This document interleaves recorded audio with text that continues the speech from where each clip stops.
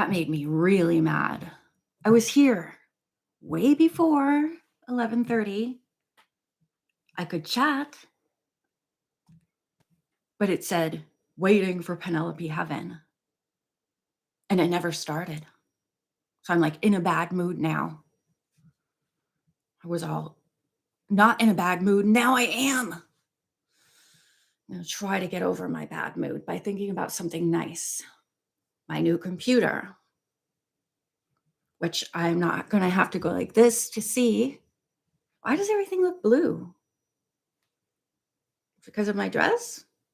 I don't know. Anyway, I was all going to make a joke about like, oh, I have my glasses on because I'm afraid of the glowing eye. It's going to blind me. But I don't feel funny anymore. I just feel mad because YouTube sucks. Oh, that scared me. When I saw this come into the frame, I was like, who's there? So, yeah, I'll get over my annoyance at having to sit there while it told me it was waiting for me, but I was right here. It just didn't start. I had to go into YouTube Studio and I had to edit in the live control room. And I had to click on it manually. Hello, everyone. Trying to get over it, but my leg is very itchy right near my foot. And I'm a little worried about that. But I'm excited to don't complain, don't complain. I'm not going to complain. I wish I could read with these glasses on because they make a nice shading. But anyway, I digress. It's not the end of the world that it didn't work properly. So I really like these glasses, but the arms are so stiff. Like I'm afraid I'm going to break them in half. But they're fun. They're like, are they crooked now? And this one's even stiffer. And now they're crooked. Oh my gosh, what's happening? If you want to see if your glasses are crooked, you just put them down. They're not. My head is crooked. My head's crooked. Okay. I can deal with that. At least I have a head.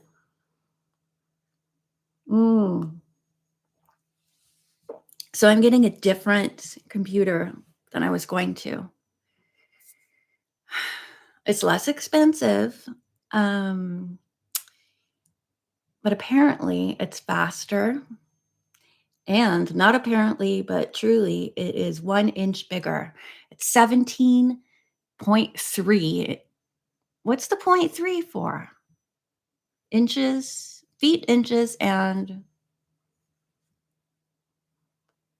center inches, half inches. If anyone can tell me what that means. 17 inches, 17.3 inches. I'm going to look at it right now. It's not pink. My dad went online looking specifically for pink laptops because I like pink. Anyway, I sent him the link to the one that I'm getting. And he was like, I noticed it's not pink. It's an Asus VivoBook, 17.3 inch FHD laptop. Intel Pickles. Anyway, it's nice. It looks nice. And I will it's silver. And once I get everything figured out, I'm gonna once I get it all working, I'm gonna get some cute stickers for it. I feel like I really need to turn this lamp off because it's bugging me.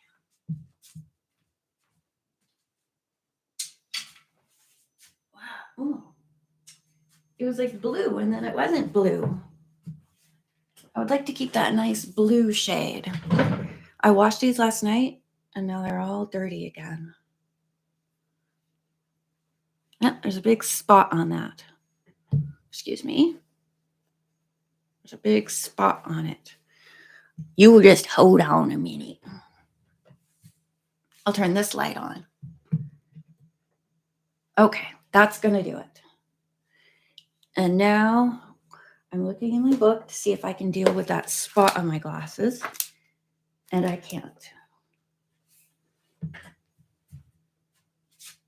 And I have to go get my glass washer thingy. Oh.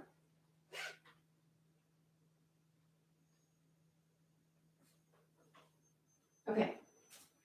I've got my glass washer thingy. Okay. I was trying to remember. I was like, I haven't eaten anything today. I haven't eaten anything. But I did. I had a banana.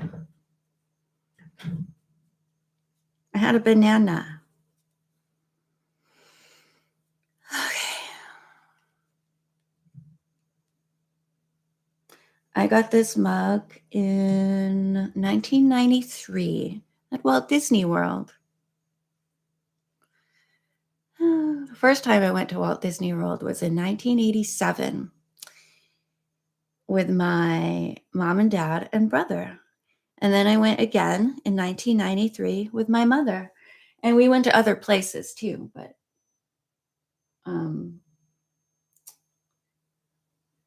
that's where I got whatever I was talking about. Oh yeah, my mug.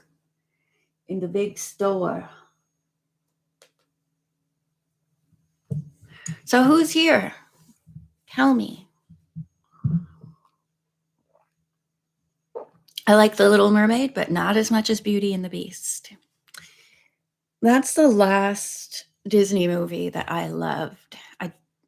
I wasn't into Aladdin because I'm not into like the story and Arabian stuff.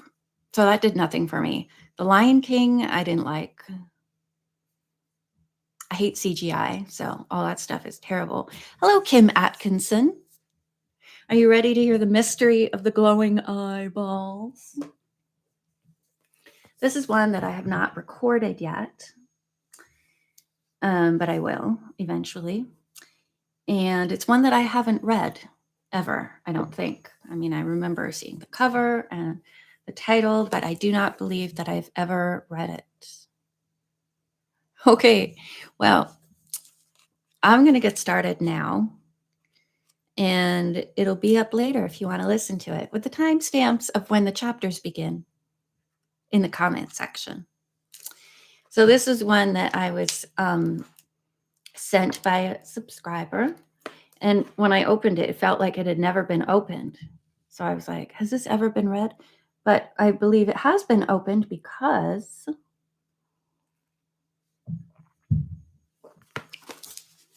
it has Winnie the Pooh stickers inside.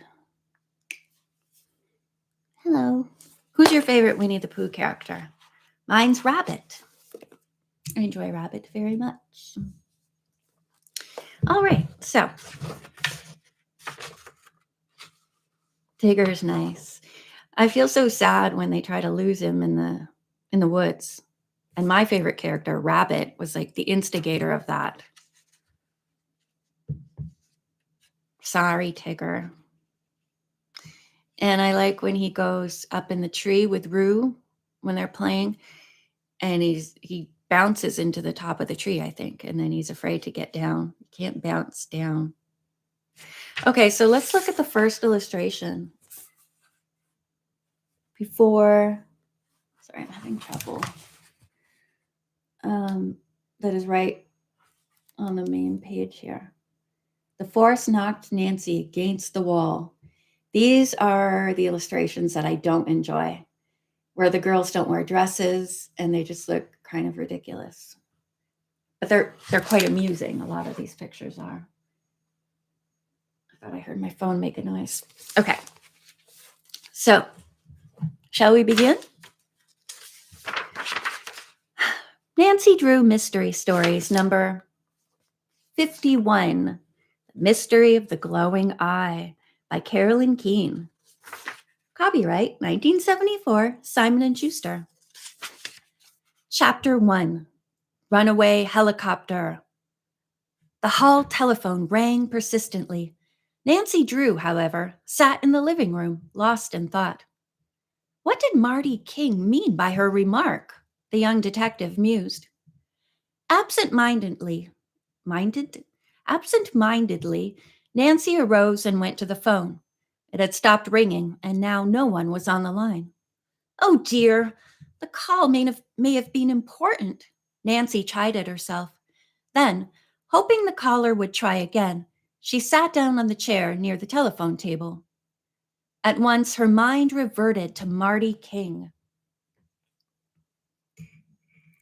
The 24-year-old platinum blonde was a recent graduate of nearby Bushwick Law School. She was working in Mr. Drew's office as a researcher. And not as a detective, Nancy fumed. She can't take the Anderson case away from me. The telephone rang again. Nancy's close friend Bars. I put two words together. Barsfin.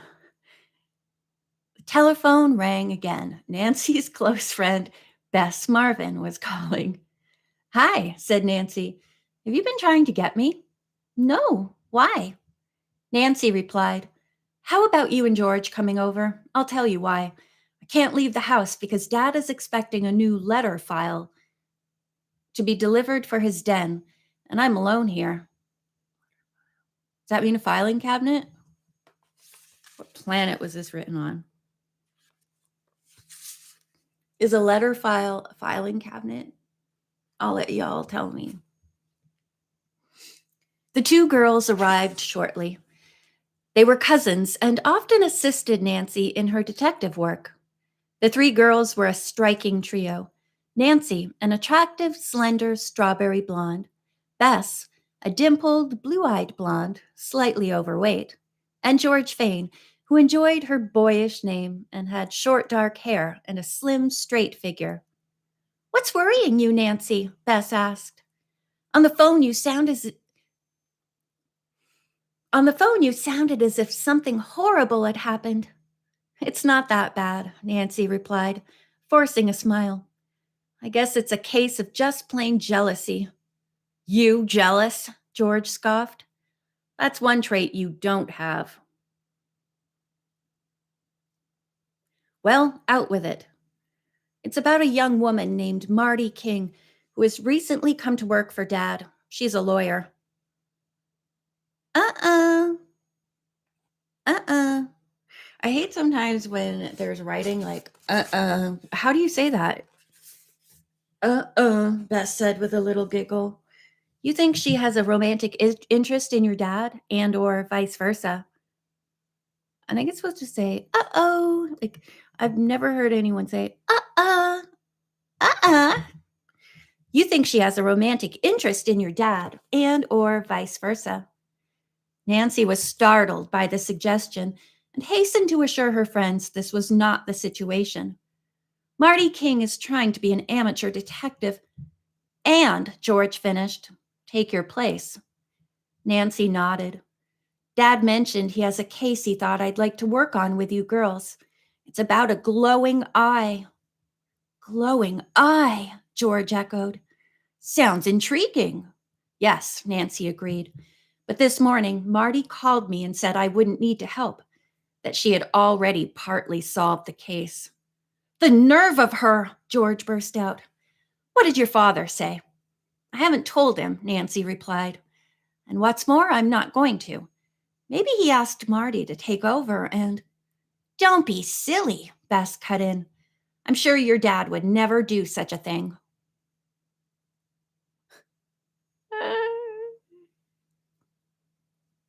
That's funny, Kim. A letter file. Yep, that must be what it is. Nancy wanted to believe this was true, but as Bess tried to console her friend, the young detective... I hate my glasses. They're making me damn dizzy. I'm going to try without them. Yeah, they're still making me dizzy. I don't like this newfangled stuff.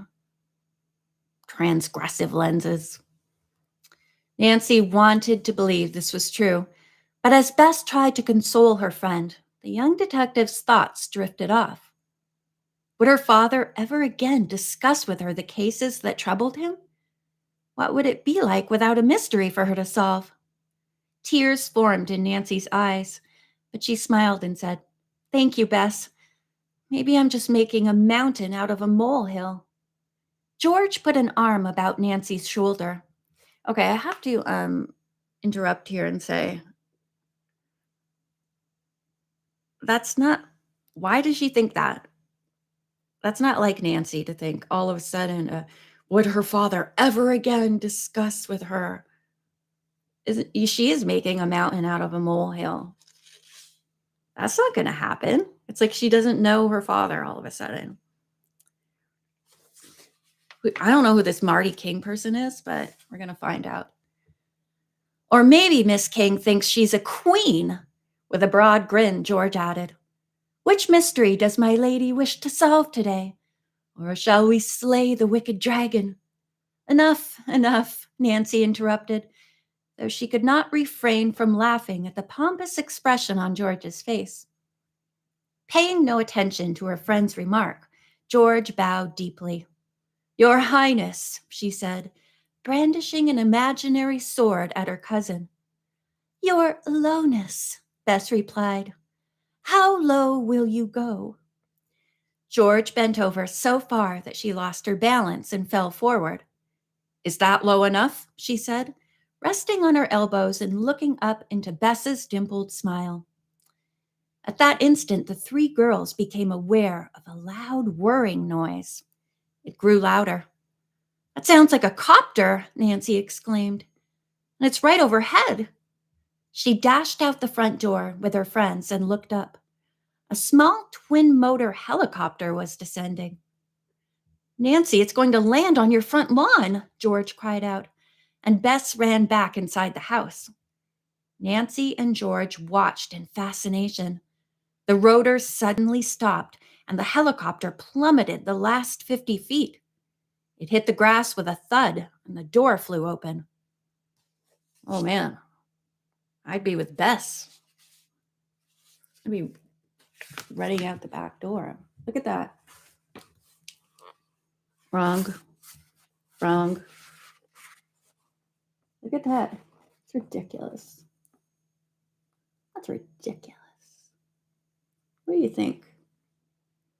Also, I feel like this isn't the first time that this has happened in a book like this. I'm having some deja vu. "The pilot!" Nancy exclaimed.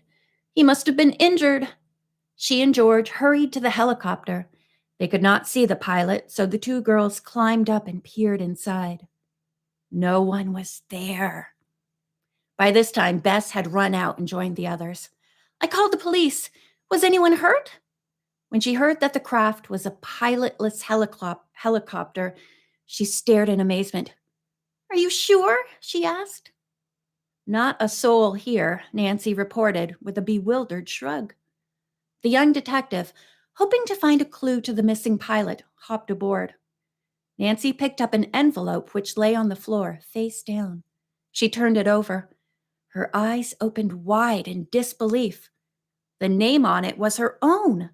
There was no address. "Did you find something?" George called up. Nancy jumped down and showed her friends the sealed envelope. The handwriting, which they all recognized immediately, was that of her special friend, Ned Nickerson.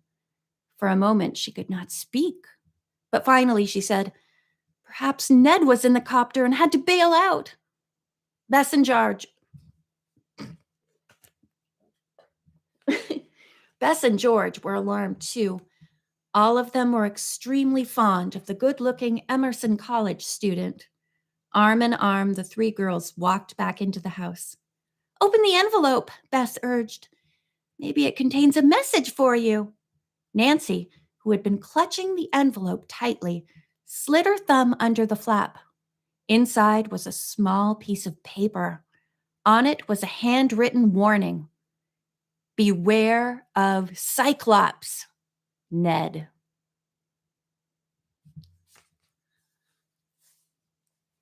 Cyclops. Psyops. Well, I don't think Ned wrote it. What do you think? Oh, end of chapter 1. I don't think Ned wrote it. Seriously. A pilotless helicopter.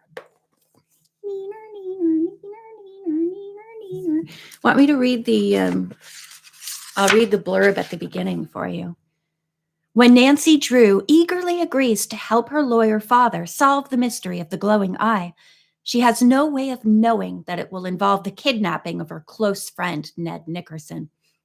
A puzzling note in Ned's handwriting sets Nancy and her friends, Bess and George, on a hazardous search for a bizarre criminal. From their base of operations, the Emerson College campus, the three girl detectives and Ned's college pals follow a maze of clues to locate the kidnapper's hideout and rescue Ned.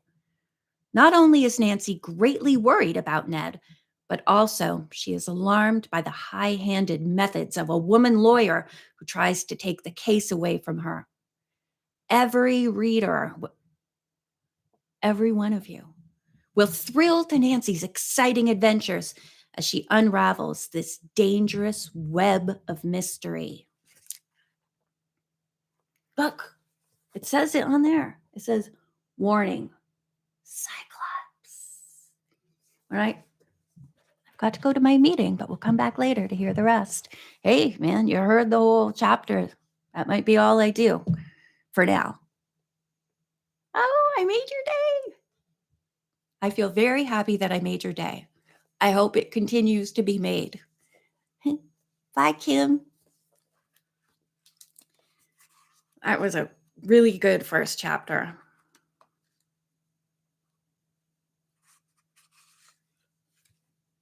Bye. Chapter 2 is called A Suspected Forgery. The note. I knew Ned wouldn't write that. I really like the titles of some of the chapters. Chapter 3, A Glowing Eye. Chapter 4, Fiery Red Hair. The Explosion. Treacherous Swamp. Wilderness Cabin. Chilly Conference. Weird Heel Mark. Paralyzing Light. That sounds terrible. Paralyzing Light.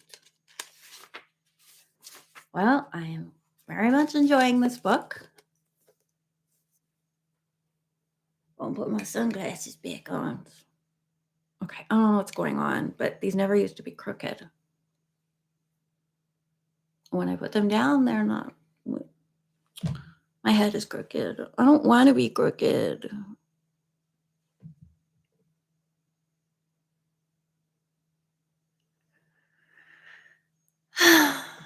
I'm really enjoying the book.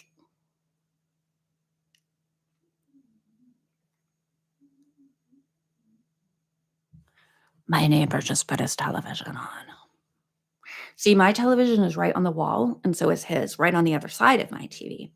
But I got my Bluetooth speaker, so I never have the sound coming out of the TV anymore.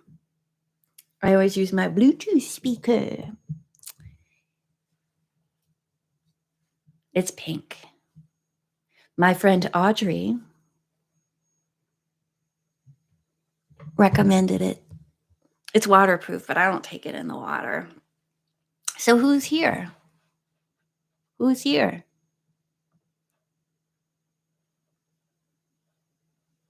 Who's here? Oh, I know why I'm not allowed to use the little emoticon-y thing. This thing. Because it doesn't even show. My screen is so small that this is cut off. Like it's right on the edge. So I can click, but I'm not even seeing what I'm clicking on because it's not big enough to show the side. You don't know what I'm talking about. I know you don't know what I'm talking about. That's okay. I really want to read another chapter. What time is it? It's 12:01. See, all I've eaten is a banana. I could go and then come back. Because I'm really like having a hard time with this side of my body. This side is like, yes, but this side is tell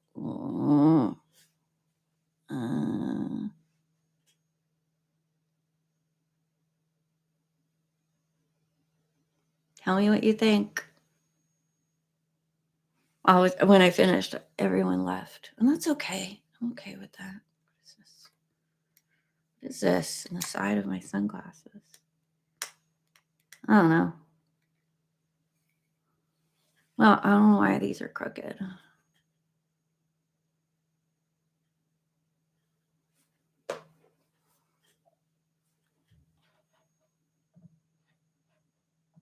I'm not saying anything right now. Just holding up the book. I'm checking my emails because I'm waiting for something. But it's not here. I was waiting for an email, but it's not there. Email I was very much looking forwards to.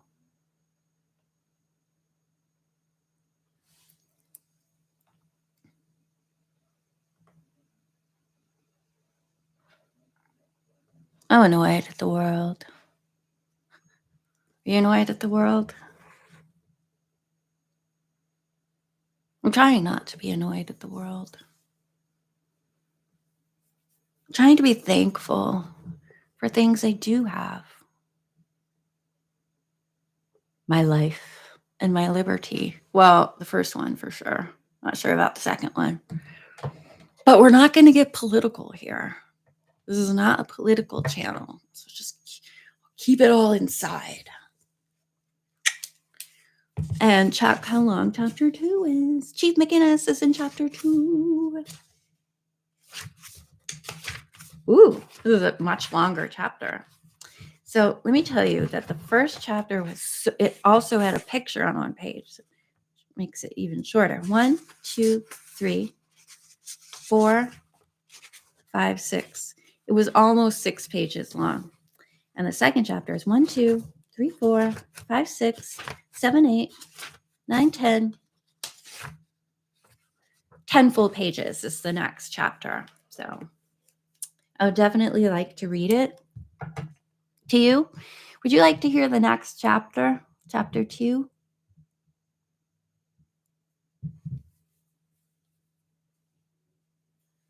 Come on, have life, hair. Have life. Get some life. Look at that. That's so funny. Just the way my hair is lying, how it looks completely black there from my roots. See? It's because of the way my hair is. Okay. So let me know if you want to hear the next chapter, okay? Or I could just make faces at you. Oh, yeah. I was going to say, when I think of a Cyclops, the first thing I think of is Ulysses, book we read. Not the one by the guy, not the one that's like hard to read, but a schoolish version of Ulysses.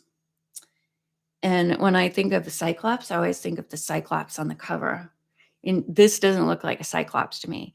Cyclops to me is like kind of a monstery, giant kind of guy because of Ulysses.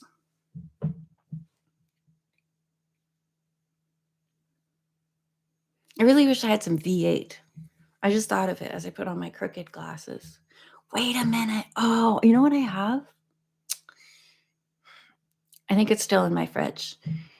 It's Mott's Garden cocktail, but I think I got one that I don't like. Or I read the ingredients in it, and all of a sudden I don't want to drink it because it has some kind of sea creature in it. Oh, good luck at the doctor. Good luck at the doctor. I know now that you're not a chick. I always thought you were a chick. Then you told me you're not a chick. Good luck at the doctor. I hope you don't have to wait too long. That's what I hate about going to the hospital, the waiting and having to like be amongst, bright lights and sounds and no air and people yapping in 5 million different languages at my hospital, at least. Go back to Little House on the Prairie days. No, I really don't. I can't do all those chores. I don't have the strength. And I don't want to be that close to everybody in a little log house. If I could live alone in it, in the little house on the prairie house, but not have to do any of the chores or like worry about natural disasters and stuff or the weather. Wasn't there one where there were like locusts coming down? Nah, there was something coming out of the sky, some kind of creature. I'm not sure if that was Little House on the Prairie or Little House in the Big Woods or one of them. Anyway, there was like some creature coming out of the sky. And they like ruined all the crops and jazz. They ruined everything.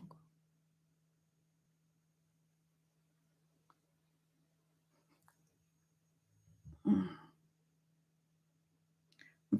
Feeling very heavy. My bones feel very heavy. I was looking at the forecast. Although I don't know why I even do. I'm looking at the 10-day forecast because it doesn't stay the same. But anyway, for like 2 days of the 10-day forecast. Hey, I told you. Oh, sorry, I was just yelling at one of my apps because I told it I didn't want notifications. That it said it was going to snow and stuff. Very scared of that because I need the weather to be consistent because it's just messing with my head. Nothing feels consistent right now and peaceful and at ease.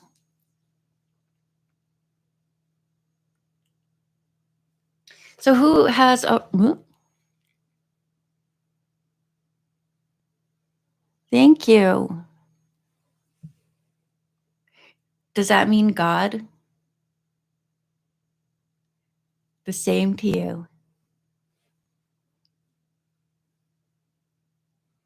My ear has been bothering me too. I've had ear issues since I was very little. Inner ear issues, and that's related to panic attacks and anxiety, which I've had all my life as well. Oh, it was quite a few years ago now. I was researching it a little, and I learned that inner ear problems are linked to anxiety and panic.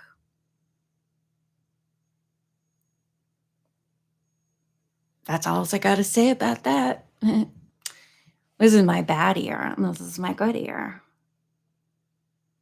They both look the same on the outside, I think. But I notice it too, even like there's more room there's more room in this ear because when I go to put my earplugs in, there's like this one has more room. This one's like, wow, come on, get in there. Or like it falls out all the time. And I use really tiny earplugs, which are made for ladies, small ears.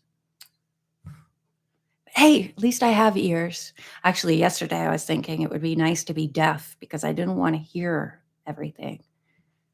I was like, oh man, sounds too much, too much. I suffer from something called misophonia. Many people do, but they don't know the know that word. MISO. It's not soup.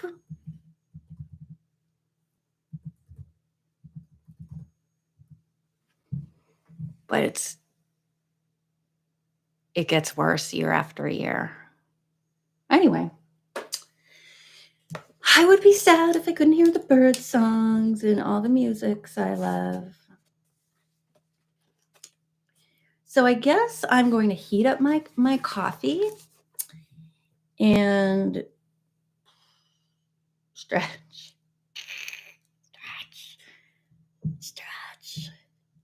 I look like I'm doing some kind of, I don't know what. What does this look like?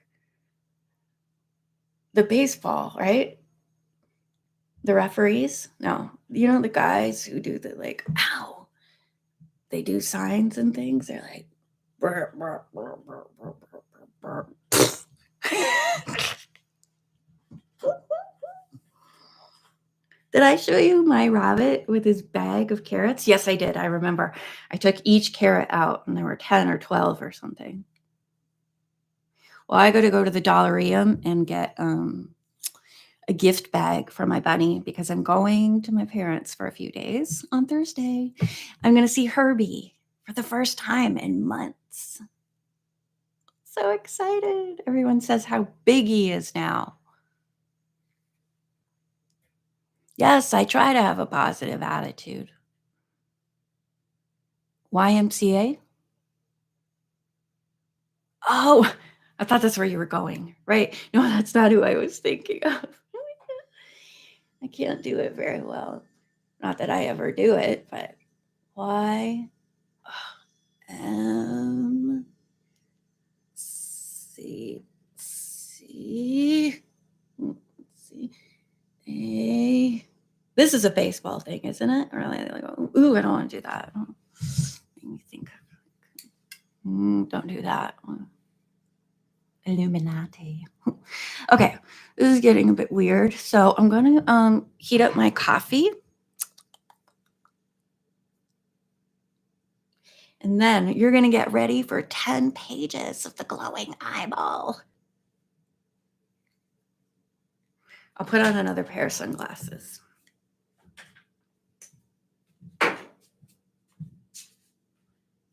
Hey, speaking of the Dollarium, I got these glasses at the Dollarium. These are from the Dollarium or Dollarium. They have scratches on them, unfortunately. But I was like, wow, heart glasses at the Dollarium. Fun.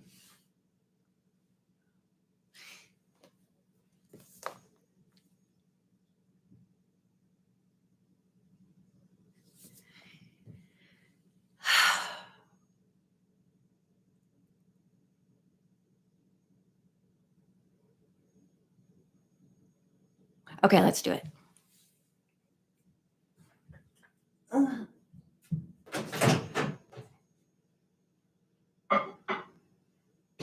Okay, let's do it.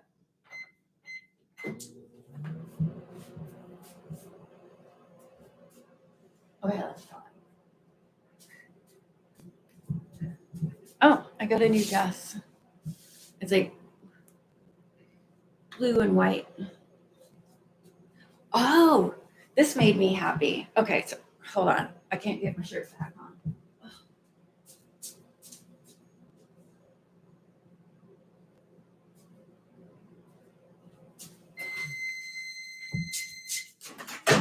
Okay, so I was going to the bank. I had to go to the mall because it's where my bank is because I couldn't do what I needed to do on the telephone. She was like, your card is too new because I just got a new debit card. And she was like, you can't do that on the phone. You have to actually go into the bank. So I did. And then the teller was like, I can't do that. Your card's too new.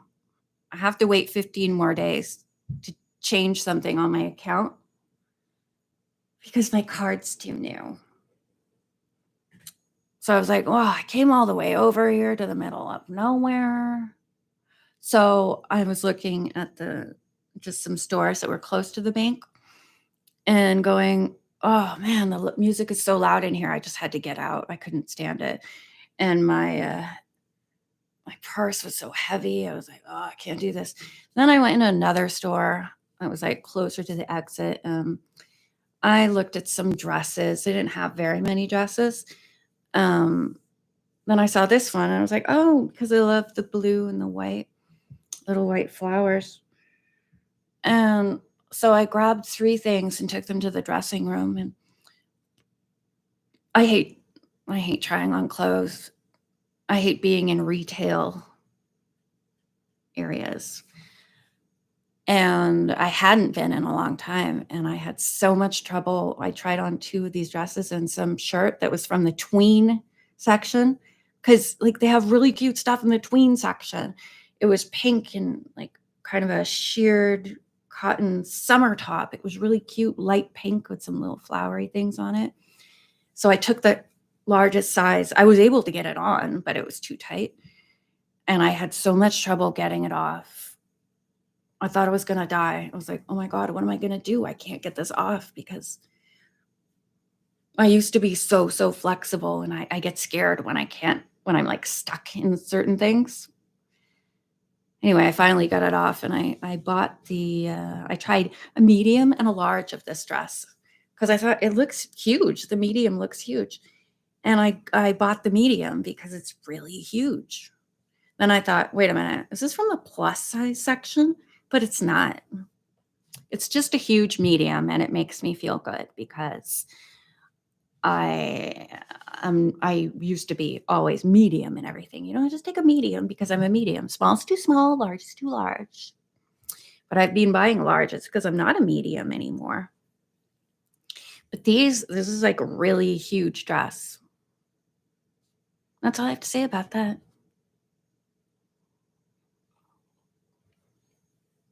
I want to see if it has a date underneath it. Nope. But I got it in 93. It's good. Mermaid here.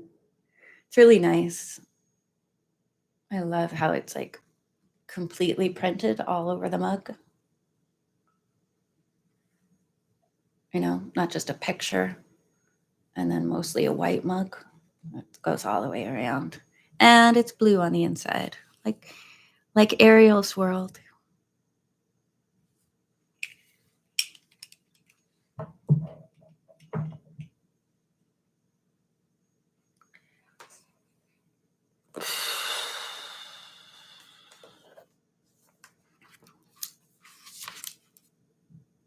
Okay, what's gonna happen in here?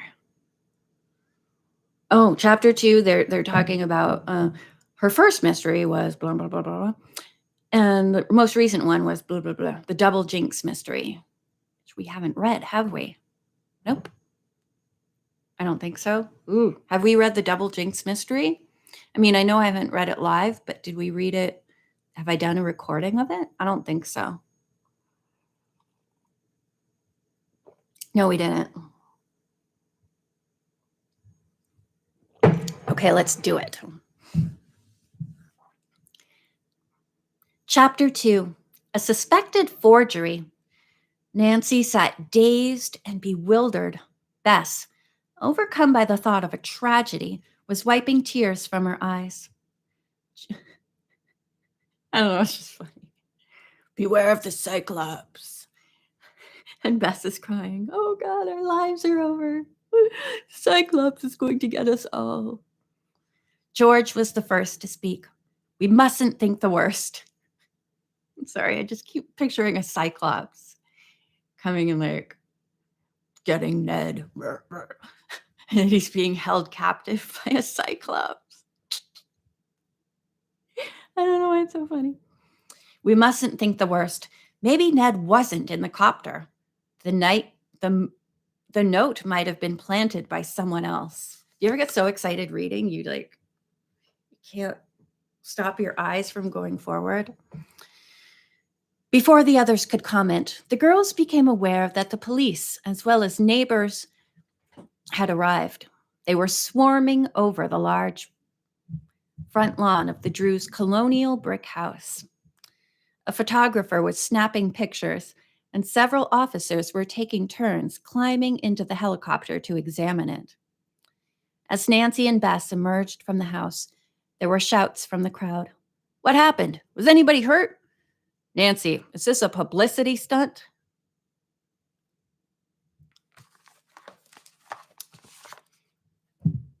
Sorry, I'm in trouble getting comfy.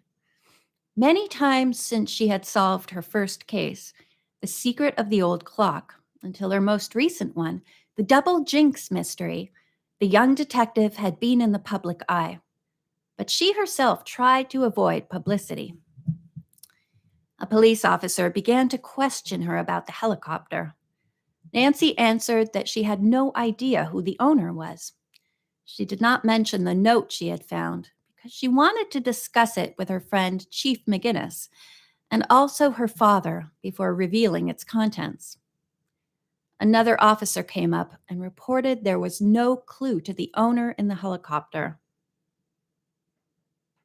I think it means owner of the helicopter. The only identification was the registration number under the tail rotor. He said he would have headquarters find out from the FAA the name of the person to whom the number had been assigned. Federal Agency of Aviation or something like that. I don't know. As he went off to use his car radio, George emerged from the house. She took Nancy aside and said, "I did some checking by phone at Emerson. Ned wasn't at any of the usual places he goes.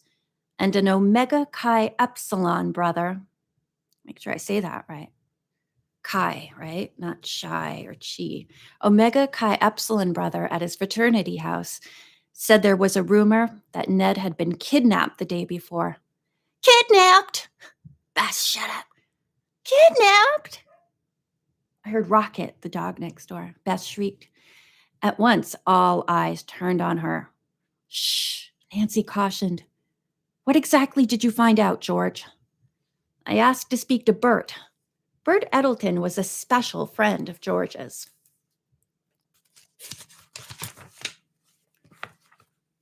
Ned told the boy on duty at the house he was taking a drive.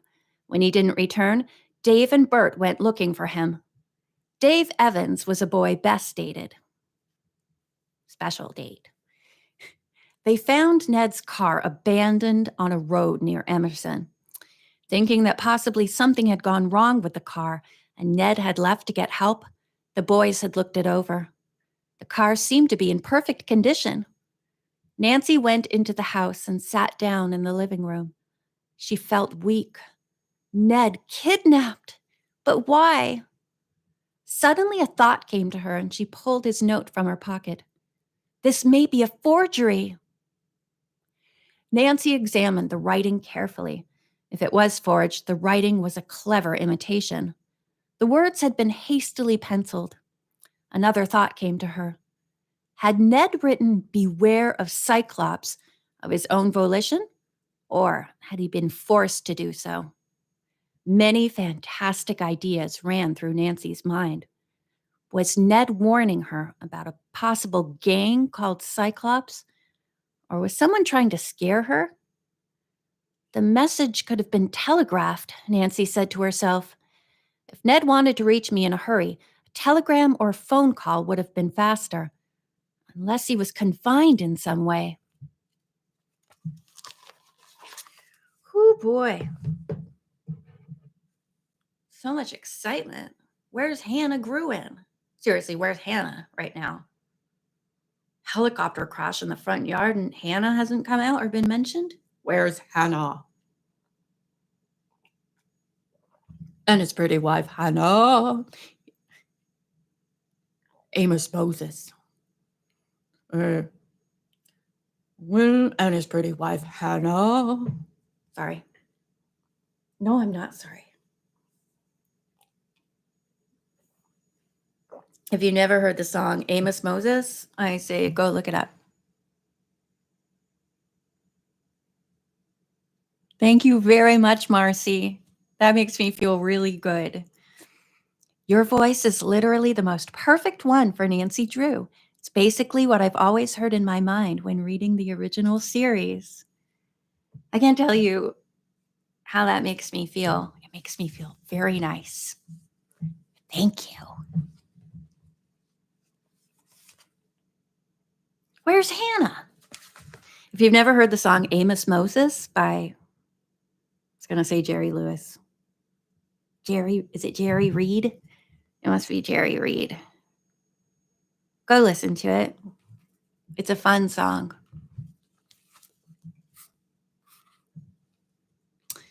It's even, move out of the way, microphone. Okay.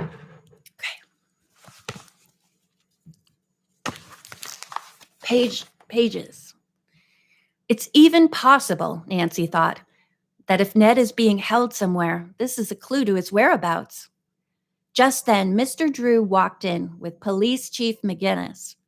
The tall, handsome lawyer and the rugged, ruddy-faced officer looked concerned. Nancy, what's happened? Her father exclaimed. Before answering, Nancy turned to Bess and George. Excuse me. Will you girls keep everyone away from here while I talk to Dad and the chief? The cousins hurried outside. The police were already ordering curious men, women, and children from the front lawn of the house. There was a short confrontation with a photographer who insisted upon entering to take Nancy's picture, but the girls were firm. No pictures, please, George told him, and finally the young man agreed. He turned and followed the crowd to the street. All of a sudden, I got an image of Sean Penn. George is going to turn into Sean Penn and grab the guy's camera and pull out the film and do some judos on him. Meanwhile, Nancy had started to tell the story of the helicopter, the strange note, and Ned's disappearance to the chief and her father. She showed them the envelope and its contents and said she was sure the handwriting was Ned's. Chief McGinnis, she asked, have you ever heard of a person or an organization called Cyclops? The officer shook his head. Never. But I'll call headquarters and check on it. He went to the phone and came back in a few minutes to report there was no such name on record. Nancy, said her father, what's your theory about the whole thing? Frankly, I have none yet, she replied. I'm too worried about Ned. Was he held up, drugged, or enticed away by a phony message? Chief McGinnis looked grave. If no one gets word of him soon, I'll report this to the FBI, unless the Emerson police have already done so. I'll find out. Nancy spoke up. May I keep the note? The officer smiled. Since it is a personal message addressed to you and found on the premises of your home, which is private property, I guess the note belongs to you. But I'd like to have it for a while at least. Mr. Drew put in, suppose I make a photostat in my office, then give you the original.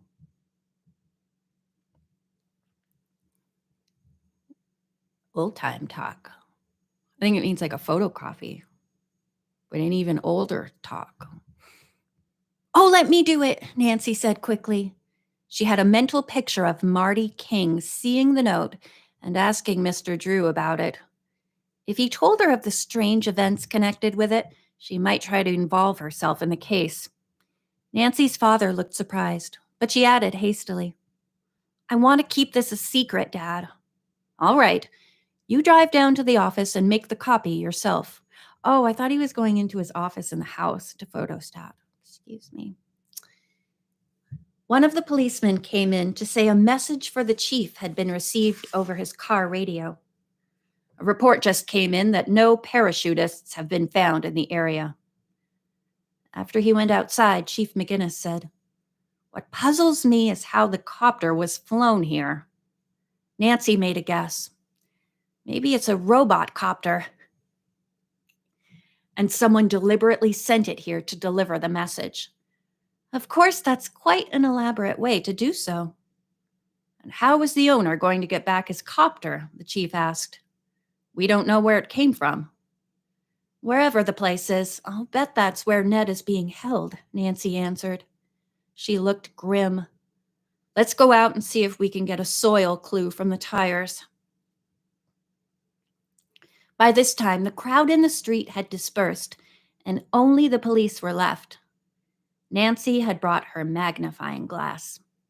An examination of the dried mud on the tires indicated that the takeoff spot was probably near a swamp of black muck. She found tiny shreds of wood in it, a lumber camp, or some other kind of forest area. The young detective murmured to herself. Without warning, the engine burst into life, and the rotors began to whir. The copter's getting ready to leave, Nancy cried out. I must go with it. Maybe it will take me to Ned. She began to climb aboard. Taking your life in your hands, kid. Mr. Drew jumped forward and made a grab for his daughter. No, he shouted. It's too dangerous. If the copter is controlled by an enemy, the operator could kidnap you and even kill you.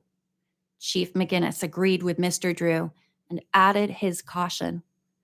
Before Nancy could step down, the rotor suddenly stopped whirring and the engine became silent. Something went wrong, George exclaimed. Thank goodness, said Bess. Otherwise, Nancy might be up in the air and off on a dangerous mission. Nancy nodded, but was more interested in the helicopter. It must be remote controlled, she commented, and can take off and land at any time. But why did its engine stop? Bess asked. Nancy assumed that the operator had used a sensitized gadget which let him know whenever there was added weight in the helicopter, indicating that someone was aboard uninvited. We'll prevent it from flying away, said the chief. Tomorrow the police will take it. Girls, would you find some heavy pieces for my men to pile inside? I want to keep the copter here if possible, until we can check on its ownership and move it. While the husky police chief and a few of his officers clung to the craft, Nancy and her father hurried into the garage and brought out a heavy tire rim, an iron bucket left by a painter, and part of an unused steel fence as ballast, B-A-L-L-A-S-T. That should help, the chief said. George had a suggestion. Why don't we tie the copter down? I saw a lot of strong, thick rope in the garage. The others agreed, and the craft was securely anchored to a tall, sturdy-looking tree.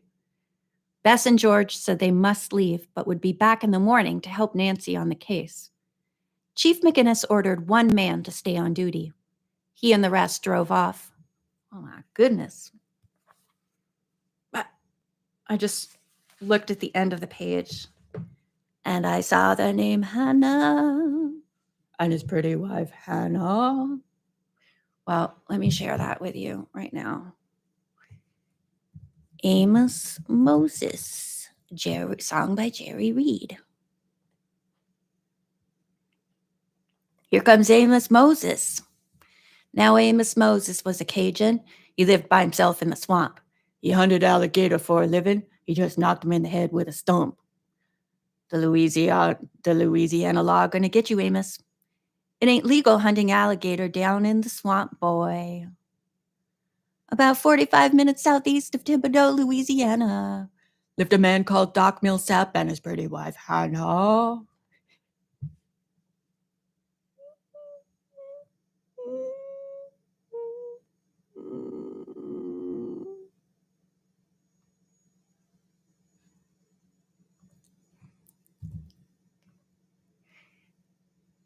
You know the song? Do you know the song?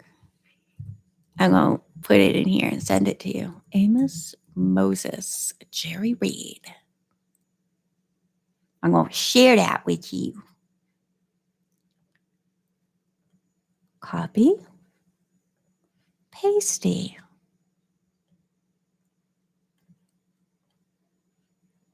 There. If you click on that, you can listen to Amos Moses.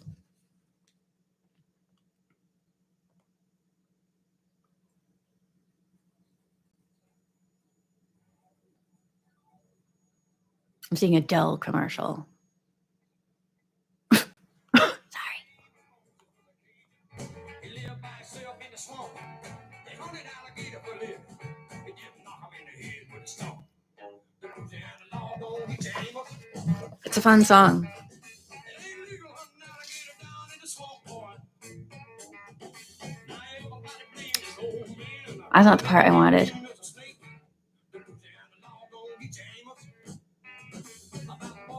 There you go.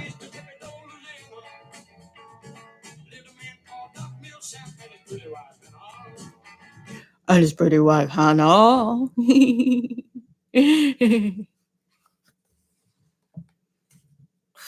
Having a little pain right here.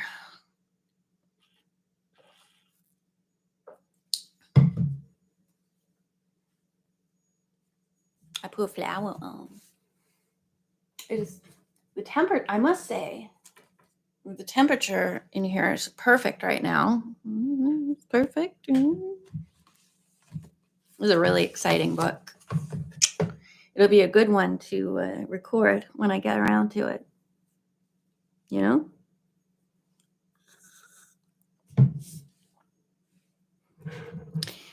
I must leave you for 1 minute. I'll have to use the powder room. Talk amongst yourselves about the book and how great it is. You know what? I'll leave a song on for you. Am I allowed to do that? No, I better not. Might get in trouble. I'll put a song on.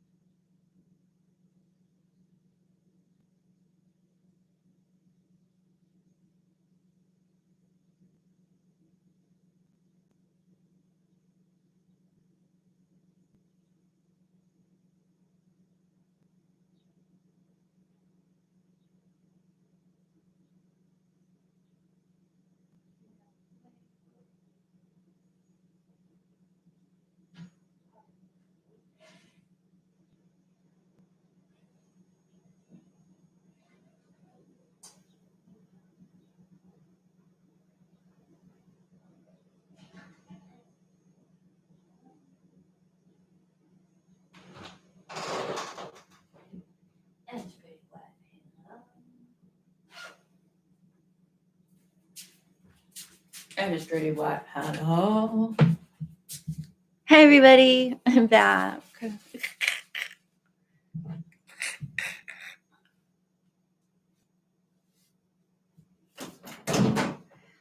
Oh my gosh. I don't see, well, in all the pictures that were in the book, there's no picture of a cyclops. So that's good. So far, this book is less scary than The Invisible Intruder. I just finished reading to myself chapter 11 of The Invisible Intruder. It's one fun book, but I like this one a lot. I like this one a lot too. I'm running out of grocery. Ow, man. It's slurped out. There's like this much coffee in my mug, and it decided to slurp onto my hand. Thank you. Thank you very much. Yeah, when I was trying to get out of that tween shirt in the dressing room, I had lipstick on. I had my red siren. I had my red lip liner and my red lipstick on. And it was all over my teeth when I looked in the mirror. I was like, oh, great. That's fun. Because, I had to talk to people who worked there. And I'm like, wow, great. I have red all over my teeth, my big teeth here. Anyway, as I was taking it off, I was like, oh my God, how am I not going to get red lipstick all over this shirt? But I didn't get any on it.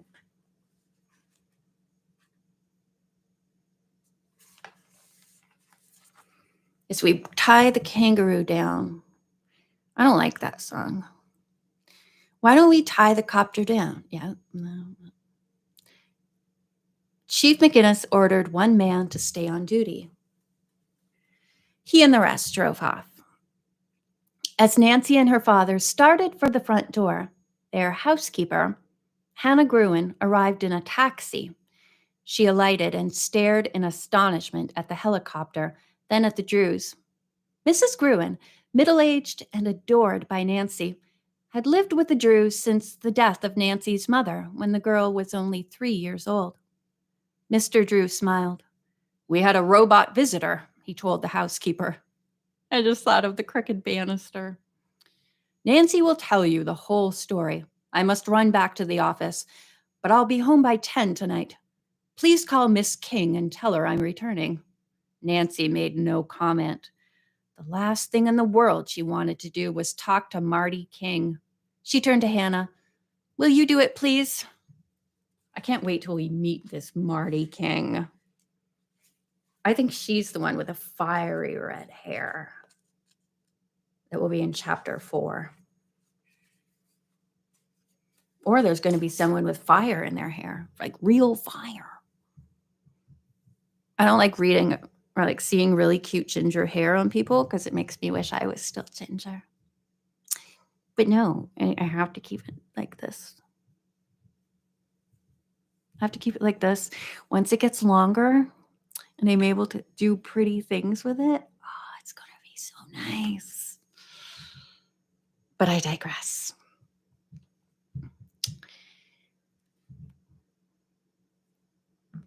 Unaware of Nancy's reason for the request, the housekeeper made the call, then went to the kitchen to start dinner preparations. Nancy followed. Don't cook much for me. I'm not hungry. Why? What's the matter, dear? Hannah asked. Lots of things. But worst of all, we think Ned has been kidnapped. What? What? Nancy explained and ended by saying, I want to find Ned, but I don't know which direction to go. That's not like you, the housekeeper said kindly. You've had a bad shock, dear. I suggest you eat a simple dinner and go right to bed. In the morning, you'll be refreshed and ready to start on the case. But which case? Nancy asked. Ned, the robot copter, Cyclops, the glowing eye? Stop, Mrs. Gruen exclaimed. That's 3 too many.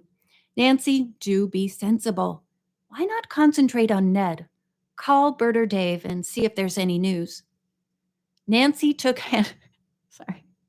I was just imagining the Cyclops again, Nancy falling in love with him, and Ned being very jealous. Nancy took Hannah's advice and went to the phone.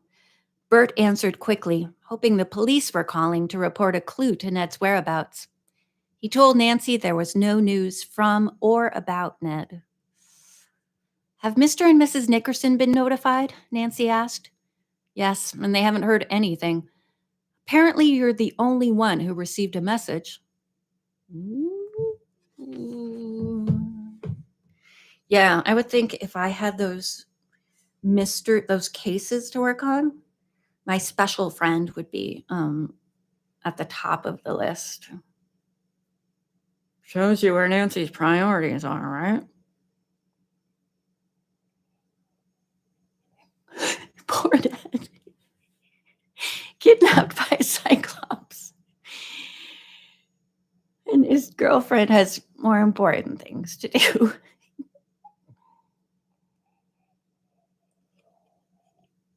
Mm-hmm.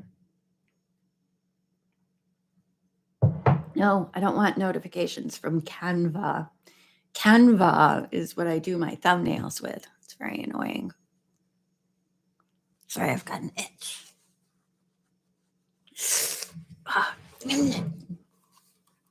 Not supposed to have any feelings there. So why am I itching? How many people are here? When I go and I look at participants, it only shows me. So nobody else is participating?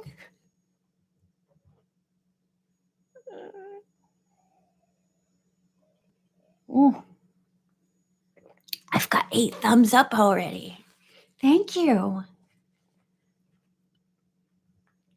2 thumbs up. 4 for gore. Hi, Jake Boston. How's it going? Always making me want a donut, you are. During dinner, Nancy and Hannah discussed the strange happenings of the day, but the young detective refrained from mentioning Marty King and her part in trying to solve the glowing eye mystery. Later, Nancy called the Nickersons, expressed her concern, and told them about the note signed by their son.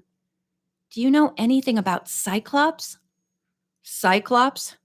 No, Mr. Nickerson replied, and his wife on an extension phone said, We never heard Ned mention it, so I'm sure it must be some new contact. Oh, Nancy, use your best detective instincts and find him, Ned's mother pleaded. I'll do my best, Nancy promised. By 9:30, Nancy felt so exhausted. She decided not to wait for her father's return, but to go to bed. She soon drifted off into a sound sleep. Several hours later, she was awakened by a tremendous racket on the front lawn and jumped out of bed. Nancy rushed to a window just in time to see the robot helicopter rising from the lawn. We finished a whole chapter. End of chapter 2. Whoa. Nancy has so many cases. Ned, the robot copter. Cyclops, the glowing eye. We know nothing about the glowing eye yet. No, we don't know anything about a glowing eye.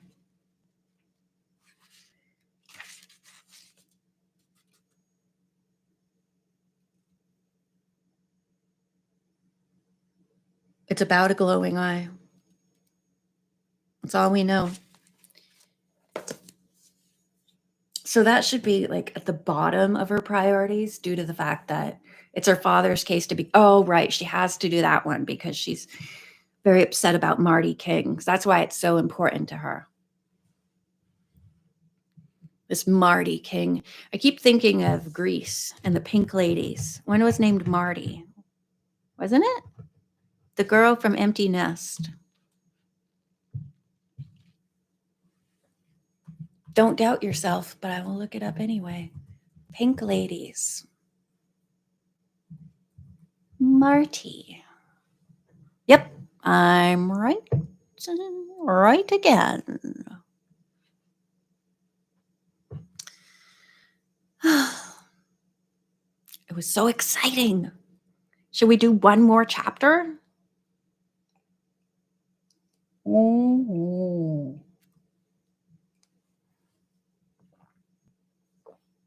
Okay. I can't believe it. The next chapter is called The Glowing Eye, or A Glowing Eye. So maybe we will learn what it means. Okay, let's do it.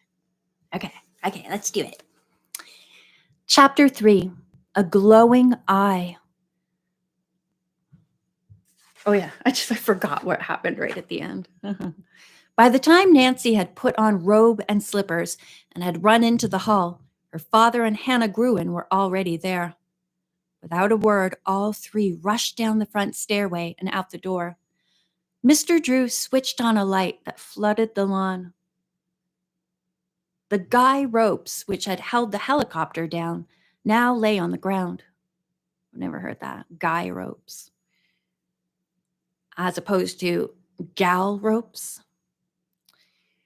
The craft itself was out of sight, but the moving lights in the sky indicated the copter had taken a northeasterly direction. That's toward Emerson, Nancy said. Then her thoughts turned to the officer who had been left by the police to watch the helicopter. Where's the guard? He was not in sight, and Hannah suggested, maybe he was kidnapped too. And possibly taken away in the copter, Mr. Drew added. There's some kind of Cyclops island with all these kidnapped people. Nancy had a different idea. He may have been knocked out and left behind. Let's look around. They did not have to search far. The guard was lying unconscious in the Drews' garage. The officer did not respond to their first aid treatment, so Nancy's father phoned headquarters to report the incident and request medical help. An ambulance with a police surgeon and a patrol car with 2 other officers reached the house within minutes. Dr. Tompkin quickly examined the injured guard. Dooley got a severe blow on his head. We'll take him to the hospital at once. Probably have to operate. That's dreadful, Mrs. Gruen spoke up. Indeed it is, ma'am, said one of the remaining men, who introduced himself as Ermine. And so is all crime. Take a bite out of it. Suppose we go into the house and you tell me what happened here. I'd rather go back to sleep. Hannah quickly made hot chocolate. as the group sipped it and ate some cookies. Nancy, her father, and the housekeeper told what they knew about the case. Crunch, crunch. This sure is a strange one, Erman said. Of course, the thing to do is track down the takeoff point of the copter. I'll check with the chief to see if he's put anyone on that angle. Otherwise, we'll start right on it. The two men arose, thanked Mrs. Gruen for the hot chocolate, and said goodnight. What about the cookies? You didn't like the cookies? After Mr. Drew had closed the front door, he smiled fondly at Nancy. That plan to track the copter was your idea too, wasn't it? Nancy nodded. Then, on a hunch, she changed the subject. Dad, you never finished telling me about the glowing eye. No, but I will. It's too late now. We must all get to bed. Nancy went to her room, but she kept thinking, did Dad mean it was too late because Marty is working on the case? The young detective found it impossible to sleep. Finally, at 6 o'clock, she dressed and drove to Mr. Drew's office, to which she had a key. Quickly, she made a photostat of Ned's note and put it in her purse. Then she left the original at police headquarters for Chief McGinnis and went home. No one was up yet. Using the telephone extension in the kitchen, she called George, then Bess. Will you drive up to Emerson with me today? She asked. I want to try getting a lead on Ned. Could you be ready in an hour? Both girls promised to hurry. Nancy ate a cold breakfast, left a note for her father, then hurried from the house to pick up George and Bess. As they headed toward the highway in Nancy's convertible, Bess asked, What's the big rush? Did you pick up a clue? Nancy briefed the cousins on the night's happenings. They were thunderstruck, and George asked, Do you think the copter took off by remote control, or did whoever attacked the police guard fly it? I don't know, Nancy replied. Probably the police will come this morning and investigate.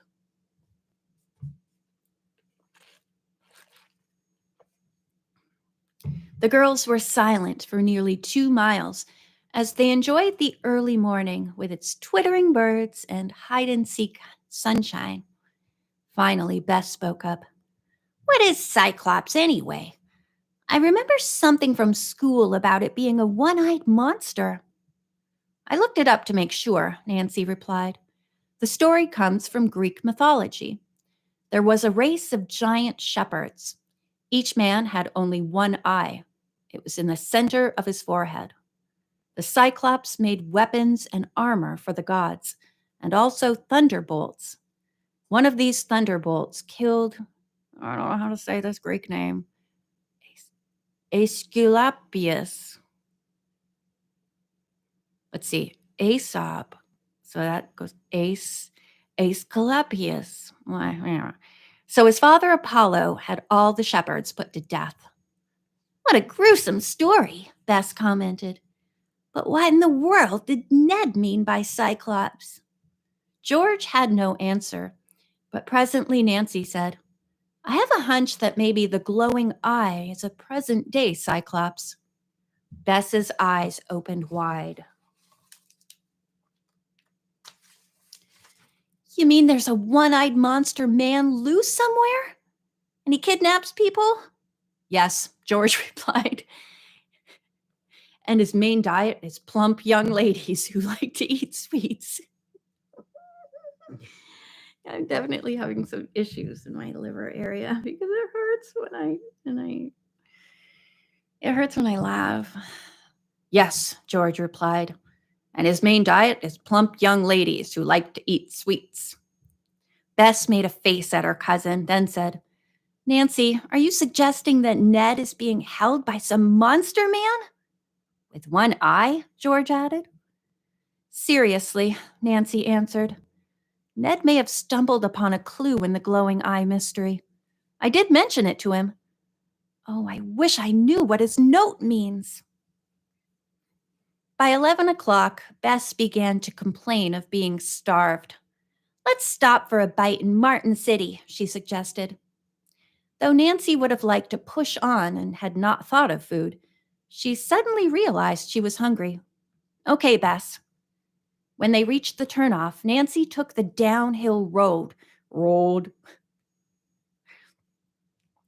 When they reached the turnoff, Nancy took the downhill road that led to the industrial city on the Wimpole River. What do they manufacture here? She asked. George said, freshwater fishing equipment and small boats. My dad has bought a lot of things made by these people. By the way, this is a historic place. Maybe we could look around a little. After we eat, Bess said firmly. At an intersection in town, Nancy inquired of a traffic policeman where there was a good restaurant. He recommended the Clearview. In a few minutes, the girls reached the attractive, ivy-covered brick homestead. Inside, it was filled with beautiful old furniture and paintings. That sounds nice. How charming, Bess exclaimed as the girls went to the powder room. A few minutes later, a head waitress led them toward a table by the window. Nancy, who was ahead of the others, stopped suddenly. At a booth for two in a secluded corner sat her father and Marty King. What's the matter? Asked George, who had bumped into Nancy. The young detective did not answer. Instead, she called to the head waitress. We'd like to sit back here. She herself chose a table out of sight of her father and his assistant. After the head waitress had handed the girls menus and gone off, Nancy told the cousins what had startled her. I thought it best not to be seen by Dad and Marty, she added. George guessed what was going through her friend's mind. You're afraid Marty will think you followed them because she was going to work on the glowing eye mystery. Yes, Nancy replied. And I don't want Marty to bring it up to me. They must have flown here. Let's eat quickly and leave. Geez, I guess it is pretty far. Flying off for dinner. For lunch? The young detective's hopes of not being seen were in vain. A short time later, Marty came directly towards the girls on her way to the telephone booth in the hall. She looked surprised, but said cheerily, Hello, Nancy. How's everything? Have you caught up with the kidnappers yet? Nancy introduced Bess and George. Marty smiled, then said, Oh, you're the girls who help Nancy solve mysteries. What fun you must have. Well, I'll run now and make a call to the office. She walked away without saying a word about Mr. Drew.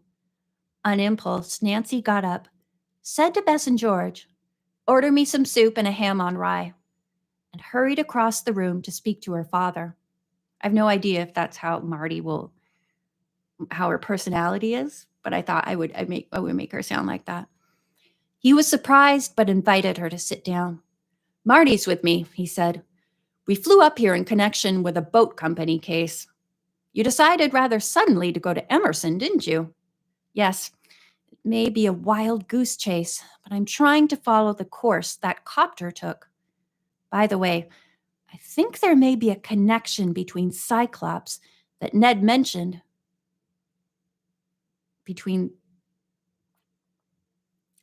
I would add a word there. The Cyclops. I'm going to add a word. I think there may be a connection between the Cyclops that Ned mentioned and your mystery of the glowing eye. Dad, you haven't told me details about that mystery, which you first called the Anderson case. You could be right about a connection between the two cases, the lawyer agreed. I'll tell you the whole story when I have time. Out of the corner of her eye, Nancy saw Marty coming back. I'll give you this hint. Investigate the Anderson Museum in Hager. It's about 6 miles from here. I don't like the way he's behaving, personally. Nancy returned to her table in a far better mood than she had left it. Her father was not sidestepping her detective work in favor of Marty's after all. Bess and George noticed the difference in their friend. But before they had a chance to ask her about it, Nancy said they were going to Hager to pick up a clue. What is it? George asked. Something to do with Cyclops or the glowing eye. Okay, they don't want me to say the Cyclops, so I won't. I won't. 20 minutes later, the three girls went on their way. I couldn't eat in like only 20 minutes. God, I need time to just sprawl out and like let it settle. Also, I can't eat when I can't talk when I'm eating. I can't talk to people when I'm eating. I can either talk or I can eat. If I try to eat and talk at the same time, my food just gets cold because I can't do both at the same time. I used to be able to, but I'm a changed person. 20 minutes later, the three girls were on their way. Mr. Drew and Marty remained at the restaurant.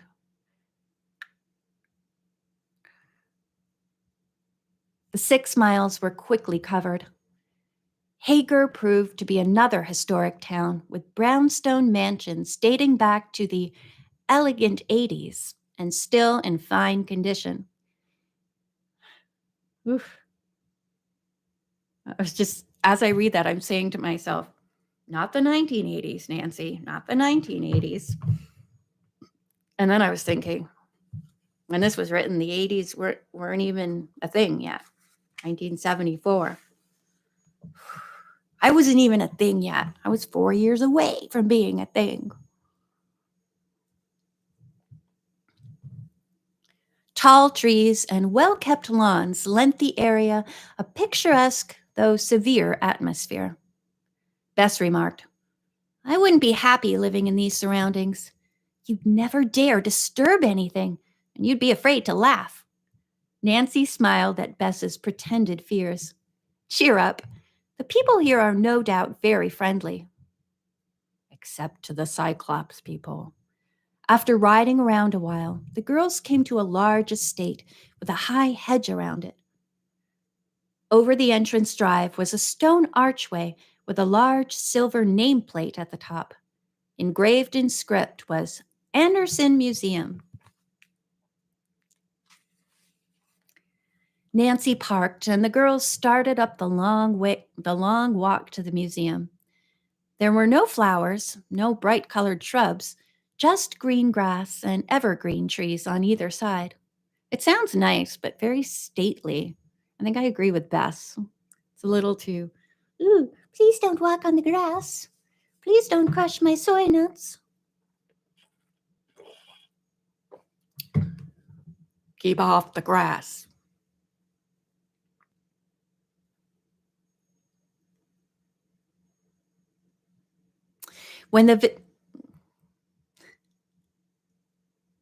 Hello, offhand agent. Yeah, I'm on the 3rd chapter. I love this book. I haven't read it before. You're welcome. It's very exciting. It's very exciting. I keep looking at myself, but I need to look up here. So I'm looking at you. When the visitors reached the building, the huge front door was opened by a slender elderly woman whose plain black dress and severe hairstyle fitted the rigid surroundings. I just picture her as the stepmother from Cinderella. Yes. Good afternoon, she said, but her face was expressionless. I'm Nancy Drew. The young detective smiled. My father is Carson Drew, a lawyer in River Heights. He suggested I visit your museum. She then introduced Bess and George. Nancy's smile was not returned. I'm Miss Wilkin. I don't know your father, and we have no lawsuits pending. The only person from River Heights who has been here lately is a Miss King. What in particular do you wish to see? Nancy's mind whirled. On a hunch, she said quickly, just what Miss King saw. Bess and George could have shouted with excitement, but they kept still and followed the straight-backed woman with the up-tilted head. Excuse me, first I must attend to my daughters. They're about to have a singing lesson. Or is that Sleepy Hollow? Oh, whatever.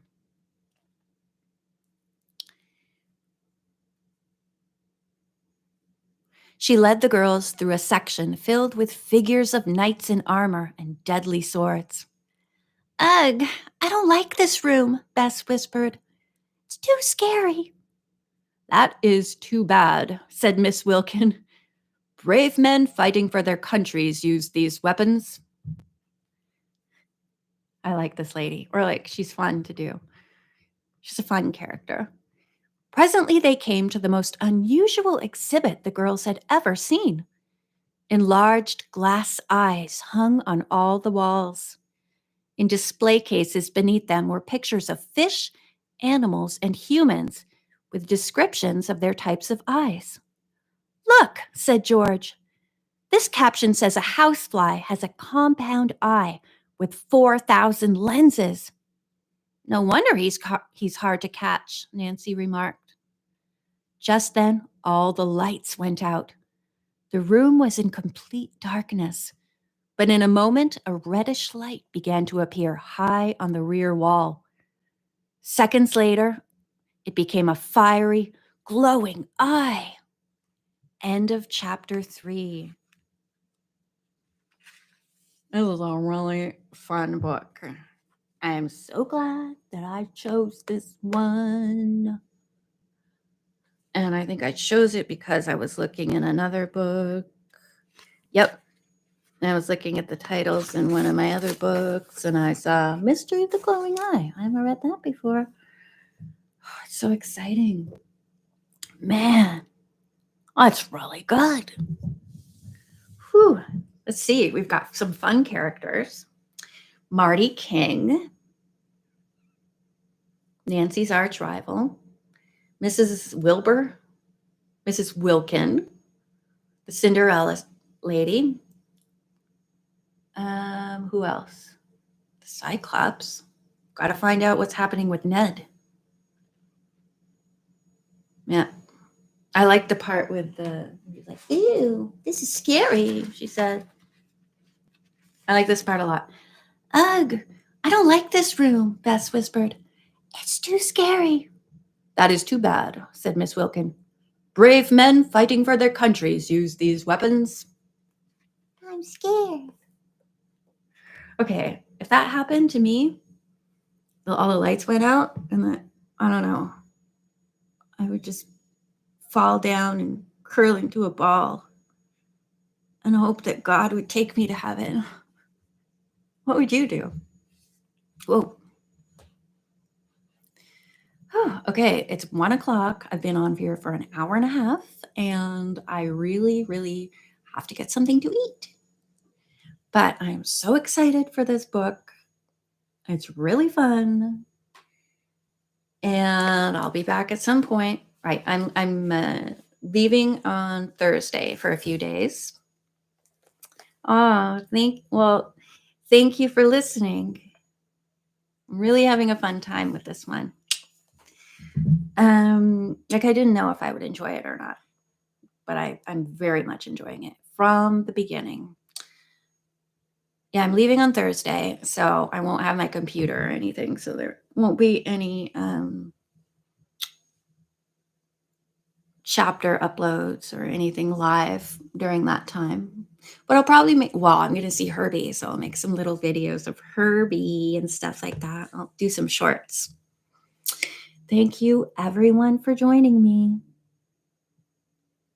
Oh, thank you. I really appreciate it. I really do. I'm very thankful to have this channel where I can share fun stories with y'all. So, what day is that? It's Tuesday. So, I'll be back at some point. Like, I'll do something before I leave, but while I'm gone, I won't be doing much except playing with my kitten. And I'm sure I will make lots of little videos of Herbert. I'm looking at Perino now. He's like, what? What? Herbie? Thank you. I guess I'll take Perino with me too. I'm always afraid I'm going to lose him. I need to get him microchipped. All right. Bye, everybody. Have a great day.